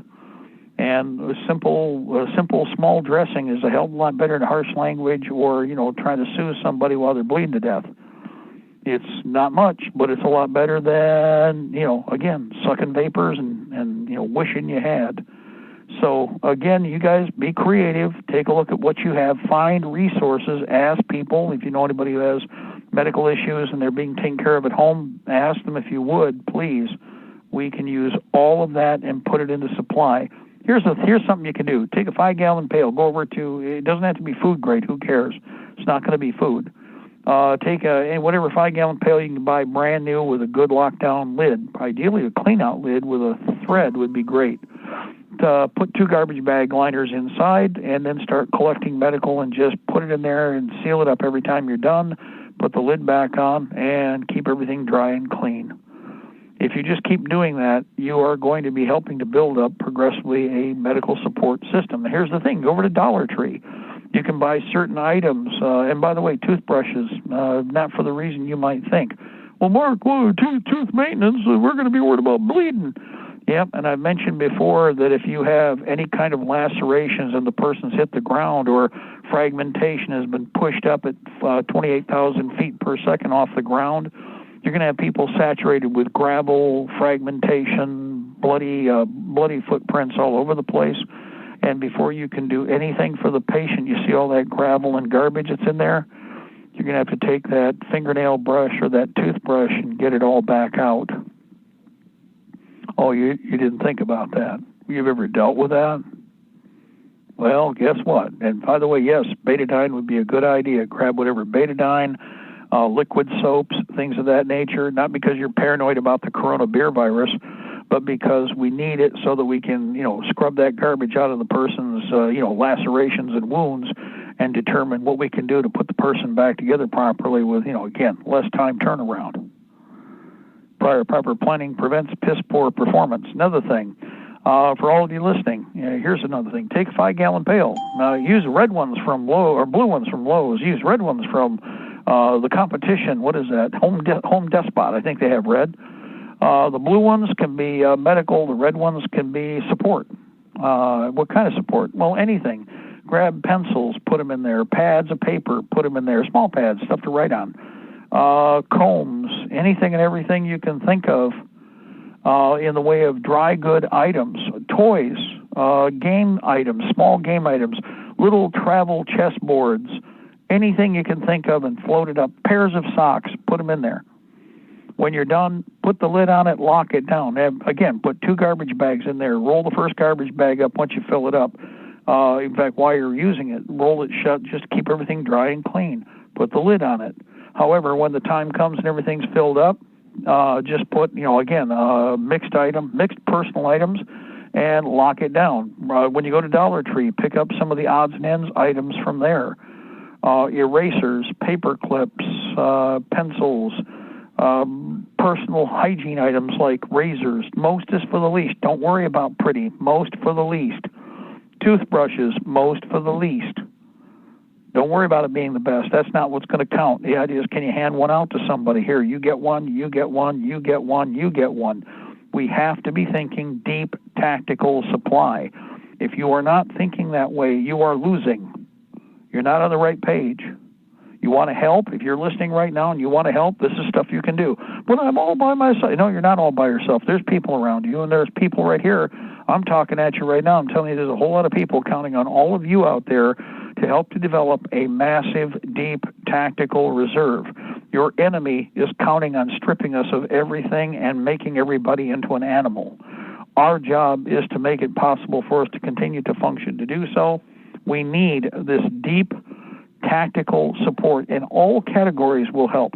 Batteries, little flashlights. Dollar Tree has this great little flashlight. I got dozens of them. I keep buying more when they keep running out.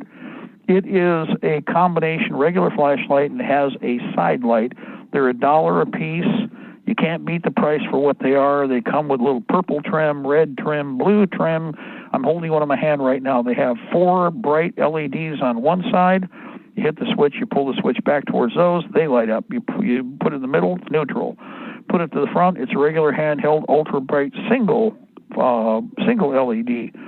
With a refractor around it so that it, was bright, actually focused. The neat thing about it is we used these when we were camping, about a month ago when we were, of course, visiting with the Hutari. And those were the lights we hung inside the tent. And you know what? Bright as day. For what they are, for $1 a piece, you can put about 10 of those in 5 of them in the bucket, and then put a couple packs of batteries. However, if you put the batteries in the bucket, get yourself some Ziploc bags. Put the batteries, and you can get 8 batteries for $1 at Dollar Tree right now, AA's or AAA's. When you grab those, grab yourself a box of sandwich bags, Ziploc, the cheapest one for the most. Take the batteries, put them inside the Ziploc bag, then put those in the bucket. Why? If for whatever reason they go bad and something happens, they're contained, so you're not going to have to worry about contamination. Maybe we use them right away. Maybe we don't use them soon enough.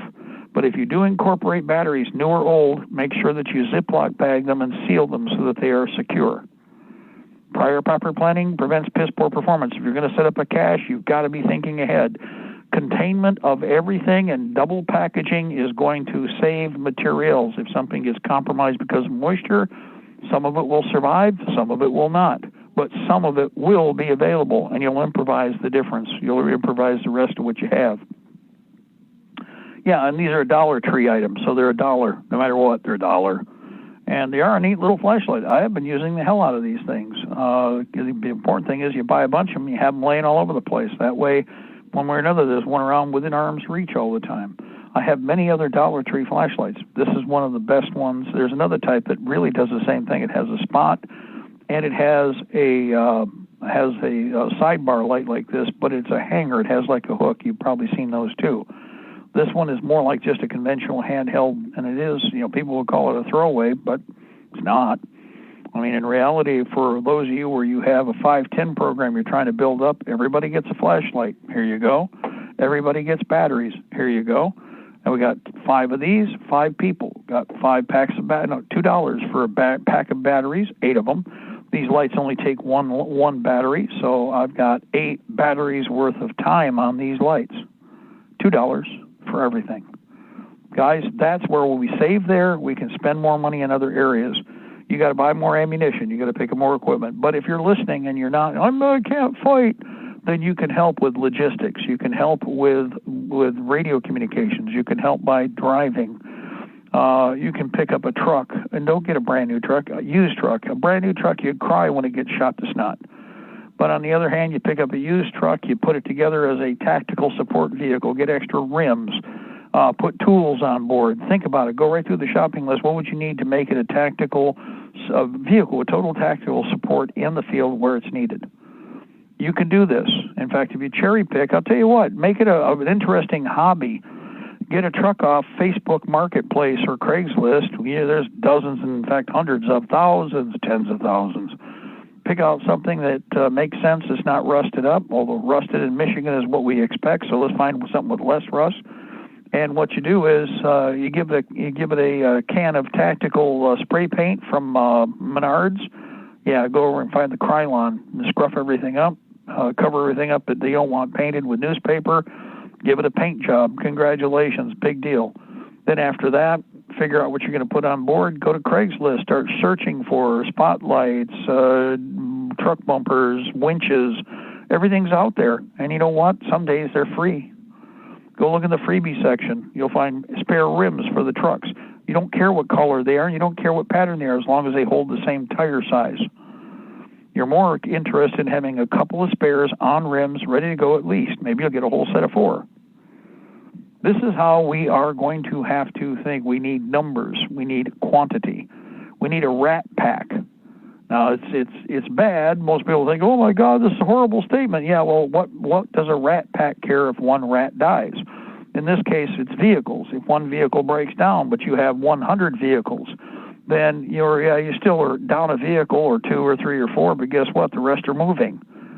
And if they're all common for parts and common for systems, batteries, tires, etc., then they're going to be able to be more effective. A lot of people are saying, we got to buy a Humvee. No, you don't. Not for what they're charging for them. You realize, okay, look at it this way. Go over to Facebook Marketplace, go over to Craigslist, or just go look at your used car lot for a pickup truck. Okay, you can find a used pickup truck that don't look pretty. Look for one that's got dents, okay, that runs but doesn't look pretty. How many not pretty trucks can you buy for the price of one Humvee? Guess what? If you got 10, 15 trucks for the price of one Humvee, guess who's still going to be fighting about 3 or 4 weeks or a month later in a battlefield situation? Once that Humvee's done, it's done. The Rat Pack can keep right on moving. In fact, you might even resurrect some that have been knocked down or damaged. As long as you have spare parts and you can scavenge for others, the Rat Pack will continue to function. Doesn't mean I'm going to tell you get rid of what you already got if you got a Humvee or if you got, you got whatever else. We've got armored vehicles, and they are total orphans for parts as far as you've got to be collecting in advance. We've got 113s. You're going to have to you got to watch for constant eyeball military junk laying around, which we do. On the other hand, for you, a regular pickup truck with a decent trailer from Facebook Marketplace or Craigslist or from a dealership, somebody's got a dog down the road on trailers, for instance.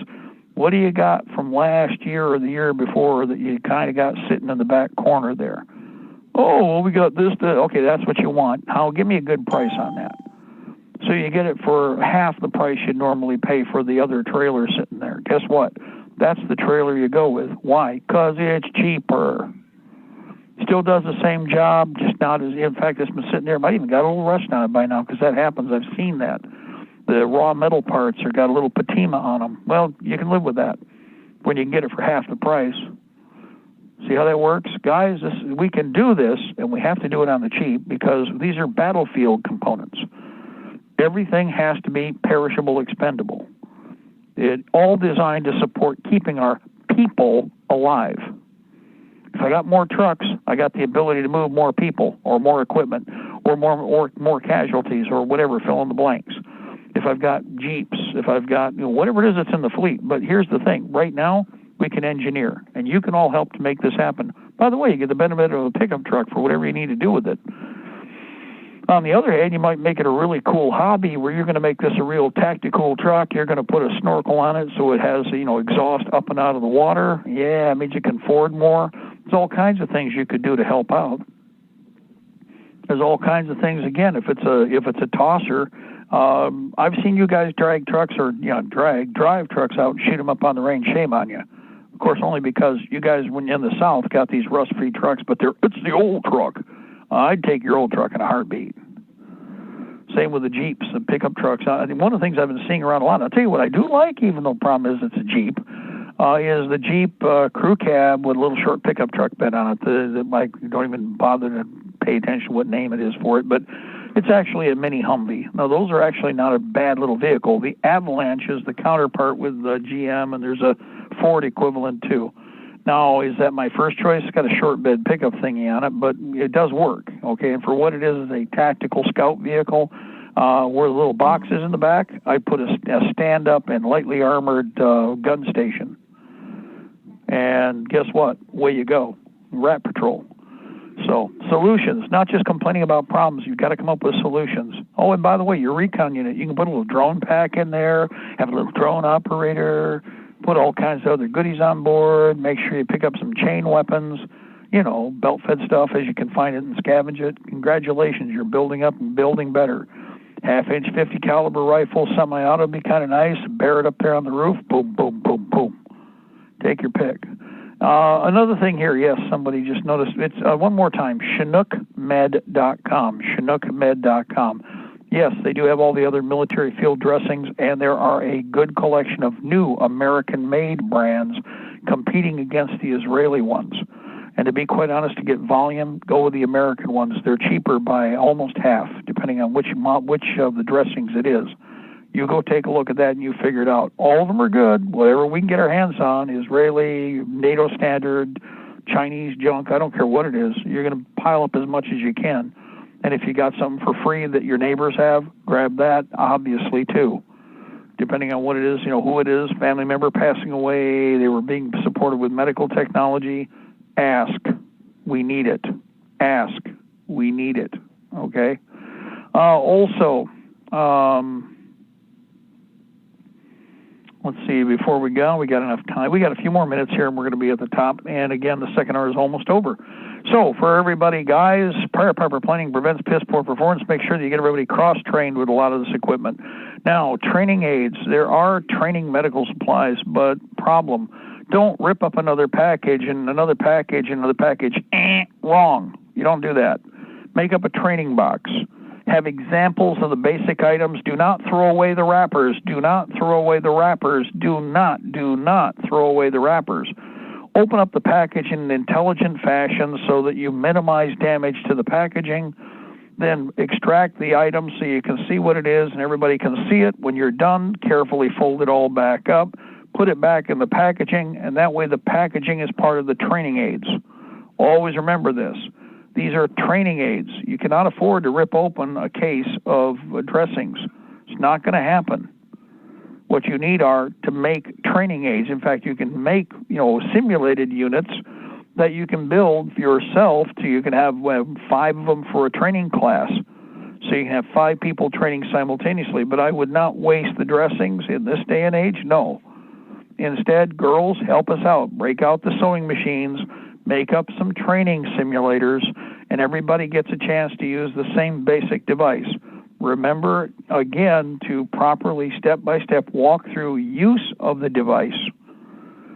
And this is where you people that are working as the trainers need to get very serious about what it is that you're doing, because we're on the end of the game here, headed towards the kickoff, I should say the end of the preseason nonsense, headed towards the kickoff. The bad guys, one way or another, are going to be allowed to do whatever they want by Trump and the government, the regime. They're being financed by foreigners, but so is the characters that are in Washington, D.C.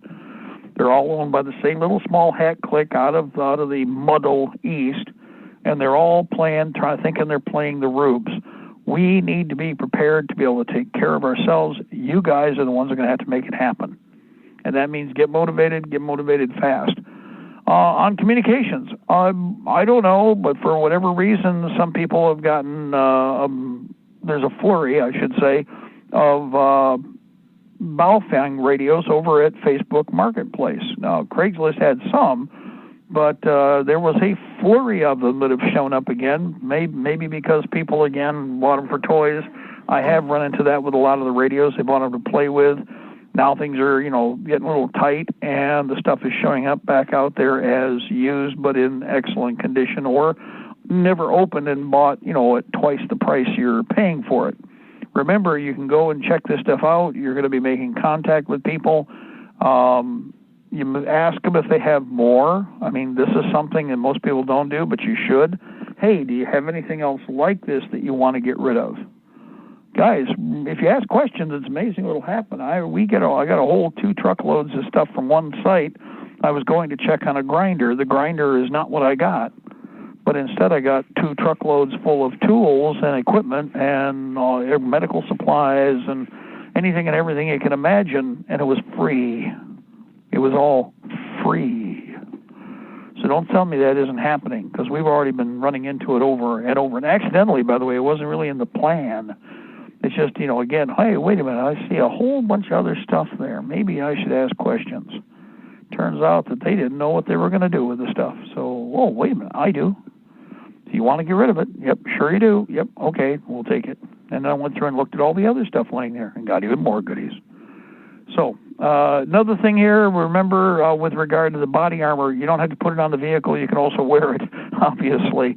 Over at Sportsman's Guide, that vest is the cheapest of all the vests left out there in the system. Sturm had those, but apparently doesn't have any of the other stuff in stock. I'm watching to see if we get any other confirmation. I have requested, what do you have left? Inventory. Also, same with night vision. I have not gotten a response back today, but I know that they're buried up to their eyeballs. However, we looked at 3 different models, all are rifle sights, trying to get a confirm if they have multiples, 10 or more, and then we'll go from there. But that is another sidebar. If you're going to be purchasing night vision, try to do volume, try to do multiples. Remember, guys, you can make deals, but you need to talk to the people. Don't just automatically order it through the over the page on the internet. Make a point of contacting them and say, hey, I want to buy 10 at once. Can you make? What kind of deal can I make? Talk to these people, especially where you guys have militia units. I know a lot of you guys are, again, on the upper end of organization now. You've already kicked everything off. You've got a number of people that are together. Well, now you've got purchasing power. Use it, okay? Use it. But somebody's going to have to be the coordinator to make it happen. That's where you need to have a straw boss who's a quartermaster. That person needs to be helping to manage and coordinate getting the stuff done that you want accomplished.